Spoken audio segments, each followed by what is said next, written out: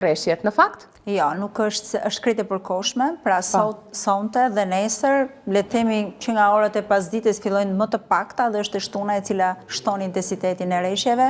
dhe fatkeqësisht është pikërisht në zonat që janë problematike, pra është në veri perëndim dhe jug perëndim, është Shkodra, është Lezhë, është Durrësi, do marrë dhe Tirana një sasi, por jo aq problematike dhe do të shfaqen problemet, theksohen hartat e përmbytjes në zonat e jugut.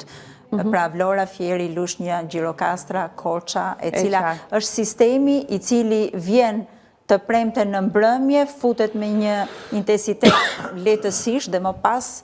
do ketë intensitet të lartë gjithë dita e shtunë, duke qenë se po futet një masë e ngrohtë. Aktualisht jemi në ndepërtimin e një mase të ftohtë, nesër patjetër që ka Pati ulje drastike temperaturës. Ka stuhiere dhe do raportohen më pas ditës së diel edhe bllokim të rrugëve nga rreshtet të dendura të Borës që do ketë zonat më lodha. Regjia, të lutem grafikët për t'i shpjeguar pak edhe me Lajdën për përmbytjet 2026-ën. Këto janë përmbytjet, le të themi, të viteve të fundit, ishte kjo nga 2010 a 2021-shin, kemi patur edhe siç një koment preciz të lutem Lajda, në mënyrë që ta kupton. Alarmi kuq, Shkodra, Lezhë, Durrësi, Fieri, Vlora, Gjirokastra janë zonat të cilat kanë pasur më shumë përsëritje të përmbytjeve gjatë vitit 2010-2021,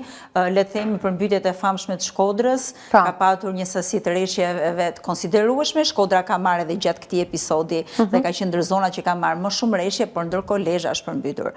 Le të themi që Vlora 2015 në 2017 Gjirokastra